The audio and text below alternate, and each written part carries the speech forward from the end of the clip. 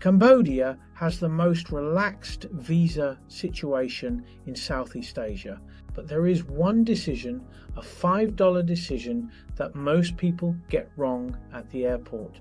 And that $5 mistake costs weeks of frustration, extra trips, and unnecessary stress. This video makes sure that does not happen to you. In this video, I'll walk you through the entire Cambodia visa situation from the moment you land to long-term legal residency, visa types, extensions, work permit, what documents to carry, and at the end I'll tell you exactly who I use to handle all of this, so you never have to stress about the paperwork yourself. Quick disclaimer before we start. I'm not a lawyer, I'm not a visa consultant. What I'm sharing here is my own personal experience living in Cambodia on a business visa with a work permit. I know this can feel confusing, and that is exactly why I'm covering it now, so you understand the landscape before you arrive. And at the end of this video, I'll recommend the agency that handles my visa. And if you want the full checklist version of everything in this video, visa, documents, arrival prep, it is all in the free Bootstrapper guide. Link is in the description. Download it and follow along. If you're building a life in Southeast Asia from scratch, subscribe and hit the bell. I cover the real practical side of expat life in Cambodia every week. When you arrive in Cambodia, you have two options for entry. Option 1 is visa on arrival. You fill out a form at the airport, pay the fee, and get your stamp. Done. Most nationalities qualify. It is simple. It works. Option 2 is the e-visa. You apply online before you travel, get your approval by email, present it at the border. Good if you want everything sorted before you board the plane. Both work. Both are legitimate. The e-visa saves time at the counter. Neither one is significantly better than the other for entry itself. But here is where the decision that actually matters happens. And it is not about how you apply. It is about which visa type you choose.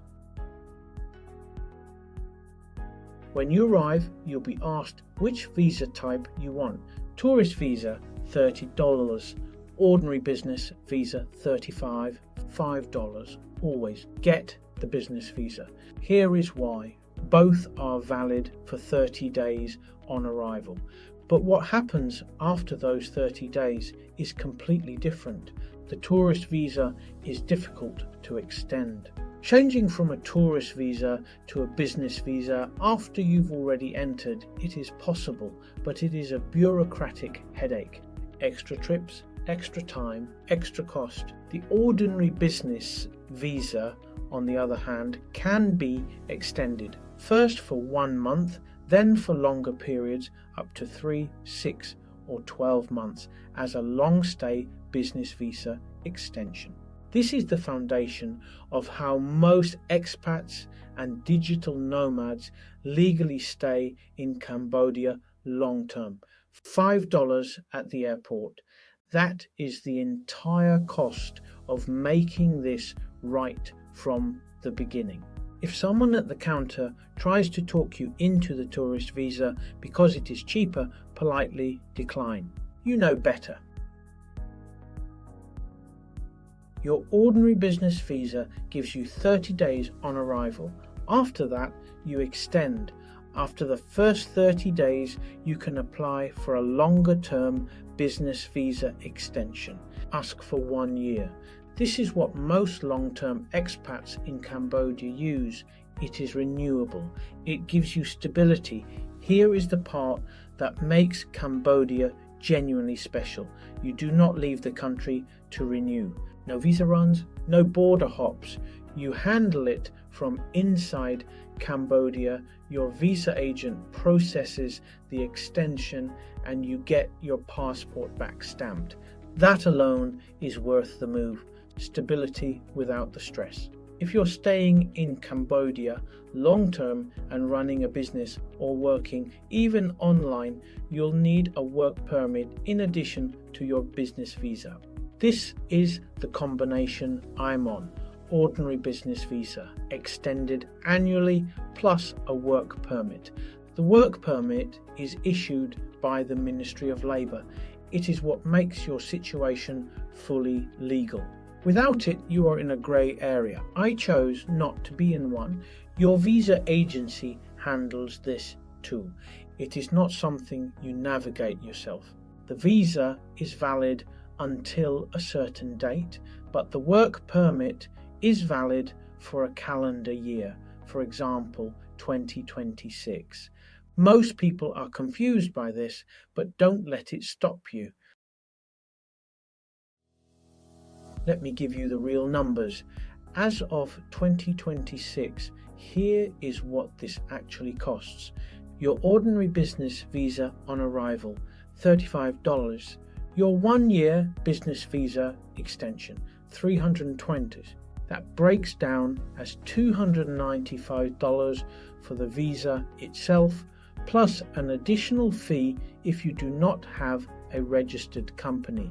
Your work permit for the full calendar year, $230.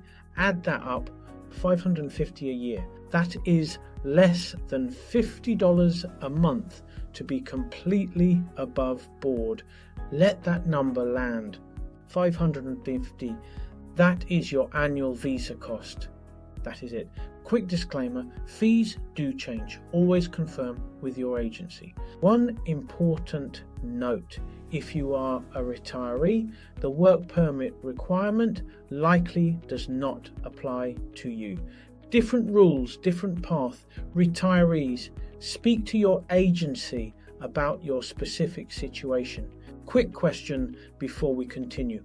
Where are you in the process right now? Still researching, actively planning, or already in Cambodia? Tell me in the comments. One word is enough.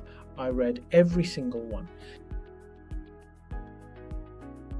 Let me talk about documents.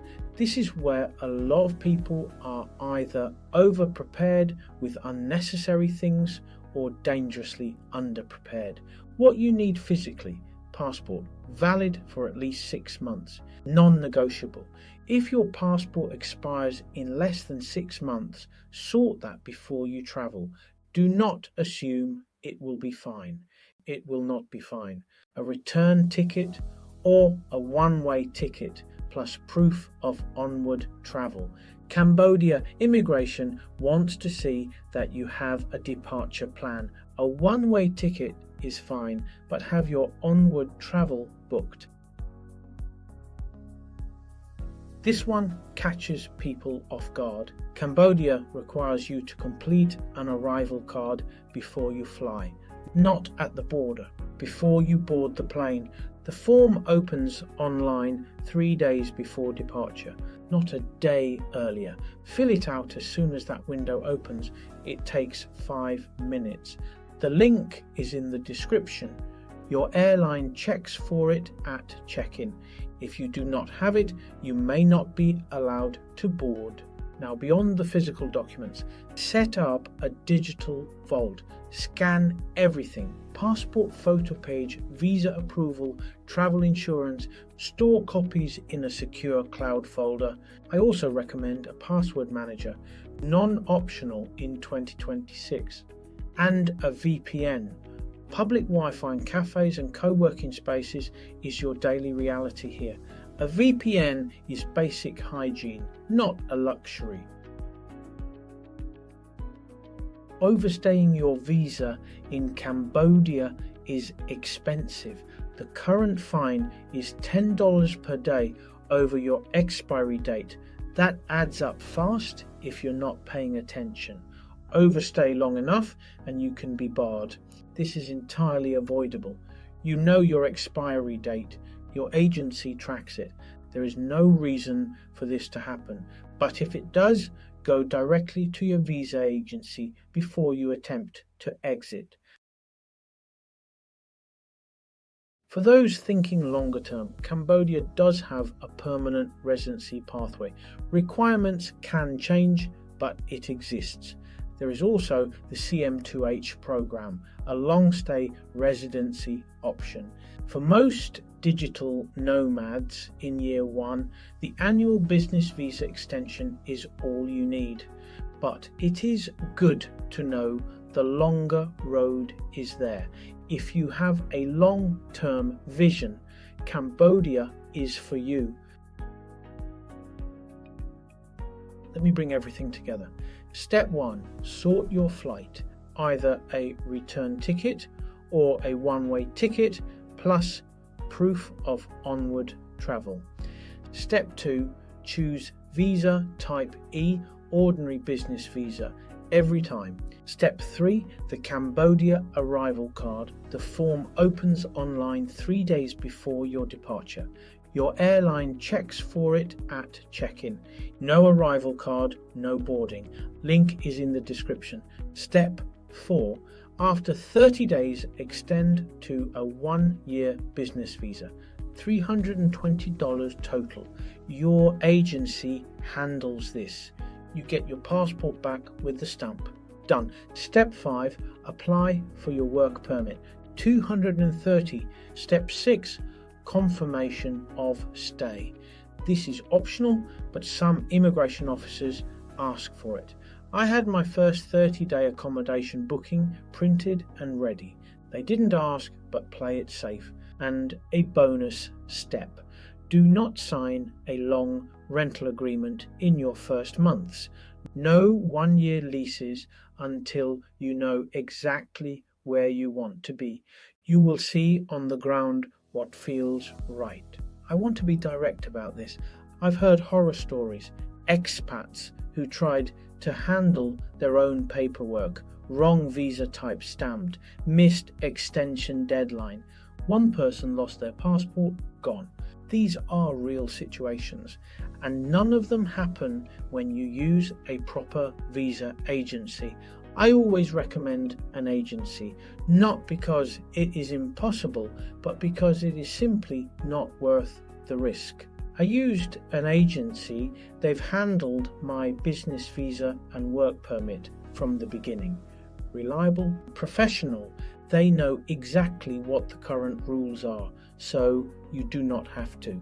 Link is in the description below. Hand them your passport. Tell them your situation and what you want. Let them do their job and tell them you're from this video. They will love you. I don't get commission, just genuinely feel they were amazing. Everything we covered today, visa types, extensions, documents checklist, digital vault setup, the full price breakdown, it is all in the free Bootstrapper guide. One document in order. Link is in the description. Download it, it is free. Visa is sorted. Next question is money. How much do you actually need to start? That is the next video in this playlist. Watch it now. Hello, I'm going for my visa extension now. Ticket, and yeah, see how it goes. So I'm just arrived to EZ2 and I will extend my visa here. You will find the links below. So there are 3 things you need to extend the visa. The first is the passport, then the work permit and the cash, and then you are good. Hi there, thank you for watching this video. My name is Onward and I'm the one who created this entire video. I used AI a lot. I just wanted to show my real face for authenticity. As you might see, I'm not on the right face and I'm not a native English speaker, so otherwise editing would take forever. So please don't forget to subscribe to get more goodies, and see you in the next video. Bye bye.